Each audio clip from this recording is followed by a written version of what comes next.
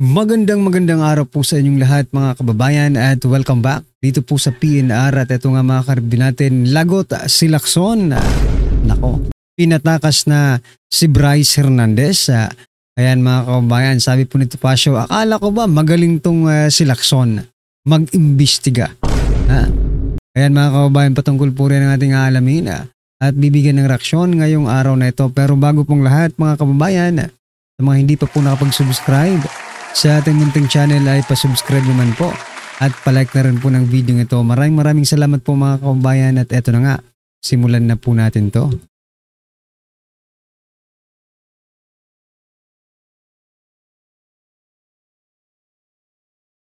So mga kababayan, bago po natin muling i-play ang video ito, pasadahan po muna natin ang mga nagtitrending na mga balita dito po sa mundo ng social media at unahin na po natin to. Ito pong pinakabagong House Speaker. Ito na si Representative Bogie D. Sabi niya po dito, ito po ang kanyang plano. Gusto na pong itigil yung pag-iimbestiga ng Kamara. No? Sabi po niya dito, total hindi naman pinaniniwalaan ng karamihan ang ng ating mga kababayan ang House Infracom. Sa tingin ko mas makakabuti na ipasa na namin sa ICI. Ayan itigil ang House Infracom hearing, ibigay sa ICI.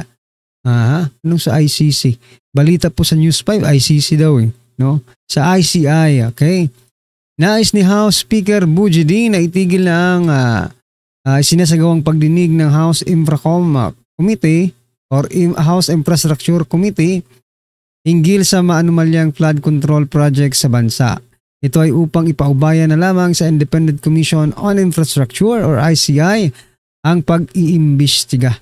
Paniniwala ni D, duda rin naman ang mamamayan sa isinasagawang pagdinig sa Kamara. Nako. Dapat i-continue yan. Di ba?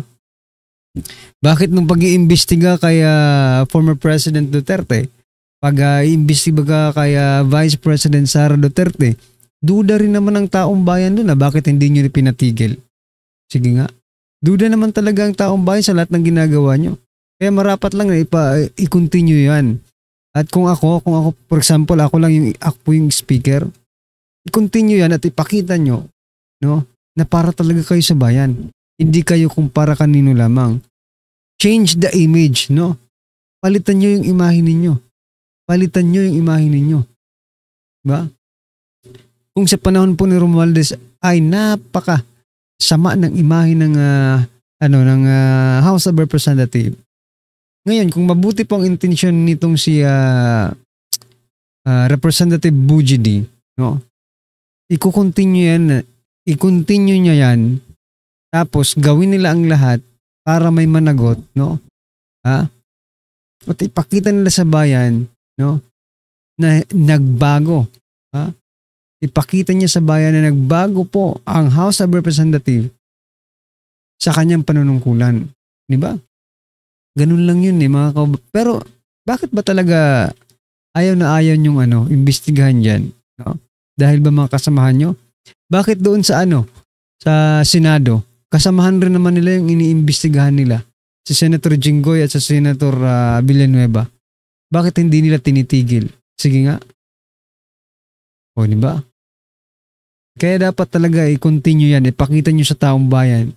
Pero mukhang mali yata tayo ng sabi ko nga nung last vlog, ngayon sasabihin ko na naman, no? Okay na sana yun kasi pinauwi niya pinapauwi niya dito si Saldico, no? Pagkaupo niya, pinauwi niya agad si Saldico dito sa Pilipinas. Pero eto pala ang gagawin, walang titigil pala sila. Anyway, at saka ganun din naman kung for example lang, hindi nagtitiwala sa inyo yung taong bayan, ipapasa nyo sa ICI, sa palagay nyo po ba may tiwala rin ang taong bayan sa ICI? O yan, tanong po yan mga kababayan kayo na nanonood. May tiwala po ba kayo dyan sa tinatawag na Independent Commission on Infrastructure? Ganun din Ito pa mga kababayan, pasadahan din po natin tong balitang ito. Sabi po ni Romualdez, bakit ninyo isinisisi sa akin ang korupsyon? Ang totoo, sina Kong Momo at ko ang gumawa ng plano. Ako lang ang nag-aproba sa budget ng insertion. Sila yung gumawa, ikaw yung nag-aproba.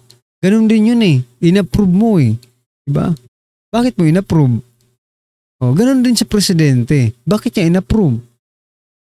Alam niyang mayroon eh. Alam nilang mayroon yan eh. Bakit ninyo in-approve? Yun yung question mark dyan, question mark. Diba? Nanggigigil tayo sa question mark na yan. Kasi nga, you were all involved. No?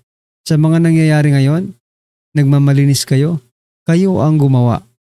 Diba? Anyway, ano pong inyong masasabi dyan mga kababayan? Comment nyo na lang. At eto, pasadahan din po natin si Senator Bato de la Rosa. Ito si Senator Bato. Sabi niya po dito, I filed SBN 1343, an act reimposing death penalty for the crime of plunder. Tingnan natin sino ang haharang nito. I move for the swift passage of the law. Taong bayan, please second my motion. Second the motion, mga karibin natin, ha? Kayo, alam ko, gusto niyo rin ganito eh. No? Bakit takot? Bakit na, eto na nga, takot na takot sila na magkaroon ng death penalty ang pagnanakaw or ang plunder, ha? Kasi sila rin po ang sila rin po ang tatamaan. Bakit ayaw nyo ng death penalty sa pagnanakaw or sa plunder? Diba? Hindi ba advantage yun sa ating lahat? Kasi matatakot po ang mga kurakot na gumawa ng kalokohan sapagkat buhay nila ang nakasalalay. Diba? Kung ayaw naman nilang magurgur, hindi sila gagawa ng kalokohan. So what's wrong? What's wrong with this law? Okay lang yan. Diba? Mas pabor nga sa mga Pilipino yan eh. Na death penalty sa plunder. Basta mapatunayan lang ha. Mapatunayan lang.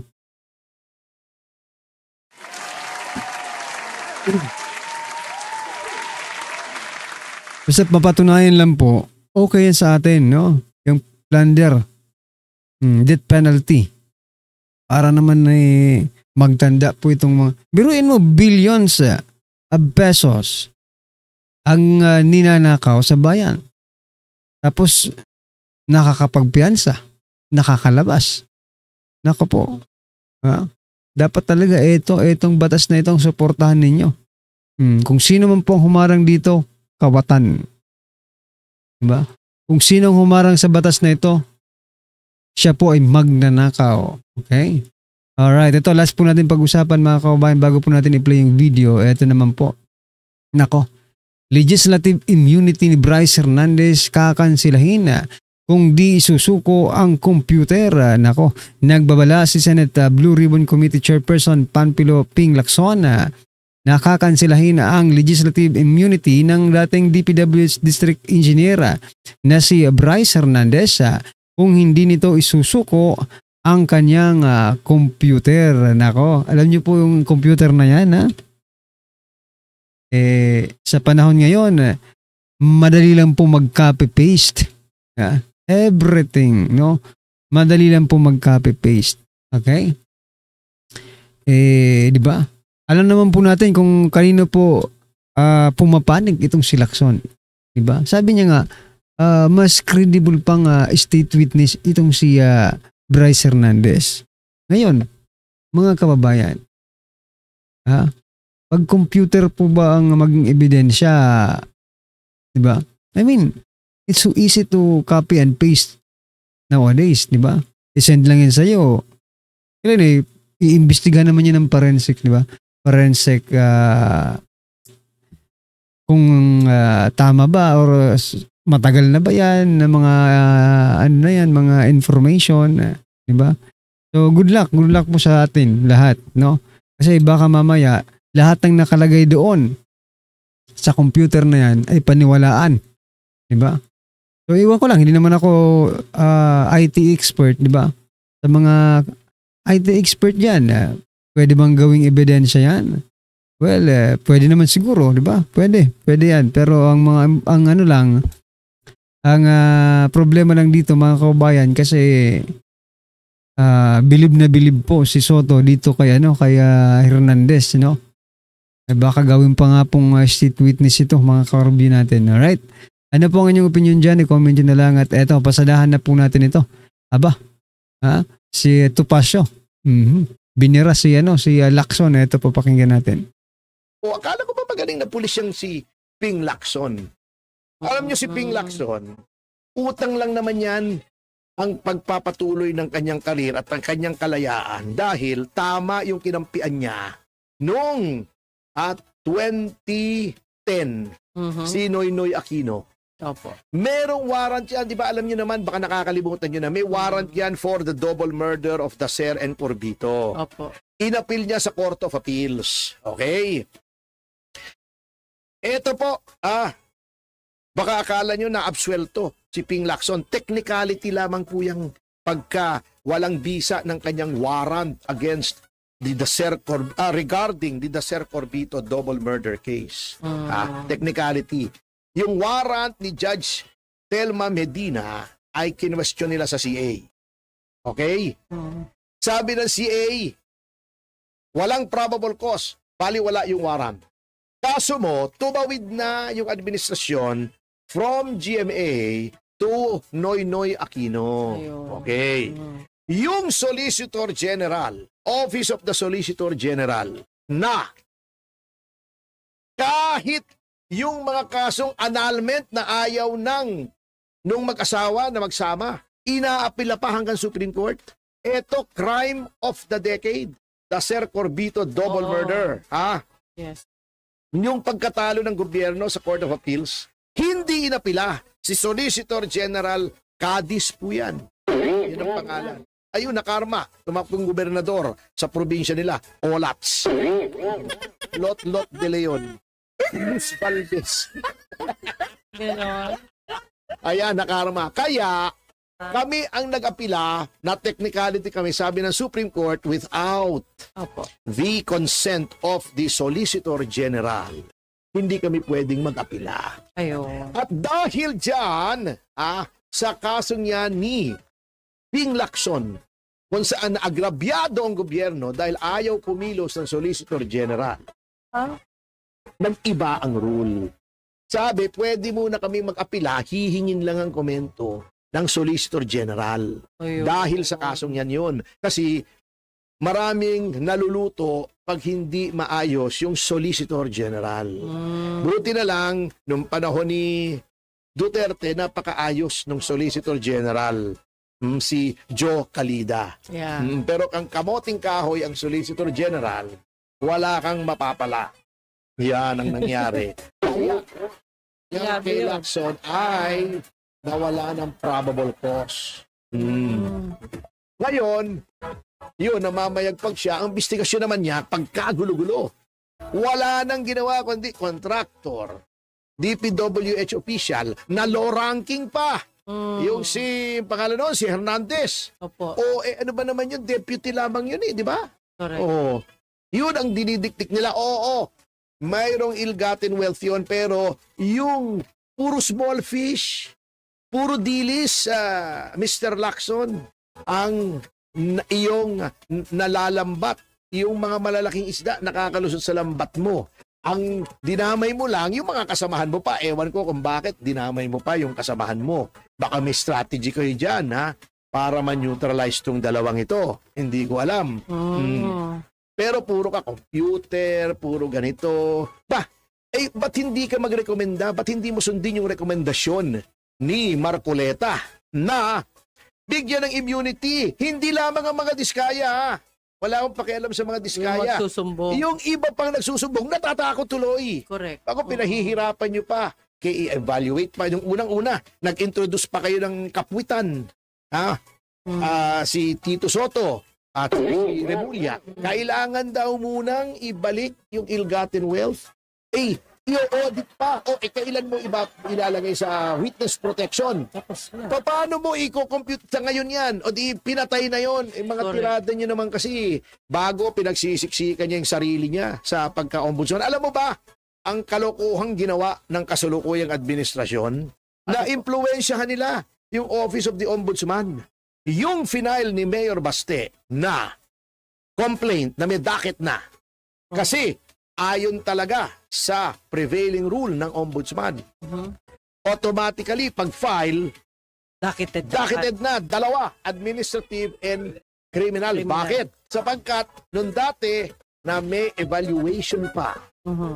Doon nagkakaroon ng katarantaduhan. Doon ay influensya yung nag-evaluate. Minsan, hindi ko naman sinasabing lahat, patagalin mo yan. O outrightly, i-dismiss mo yan. Oo. Yun ang layunin noong order na yon, memorandum na yon ni dating Ombudsman Samuel Martires. Yan. Biro mo yung kay Mayor Baste, may docket na. Tinanggalan ng docket. Yun sa akin, dapat automatic na docketed yun. Ayaw, pinload. For evaluation. Di ba? O para, anong layunin? Para noong 19, noong Biyernes, ma-issuehan ng clearance na walang kaso si Boying Remulla. Yung MR ni Amy Marcos na dapat yon ay sumagot pa yung kabila. Hindi na pinasagot, dinismiss na agad. Obvious na obvious yung si Dante Vargas na acting OIC. Ang tawag ko ngay overacting OIC. Kasi sobra-sobra ang ginagawa niya. Just for the benefit of one person, sinisira niya yung institusyon, ha? So yan mga kababayan, ano po ang inyong reaksyon, opinion patungkol po sa video ito? I-comment nyo na lang po sa baba. Maraming salamat po. Please don't forget to like the video. Maraming salamat po.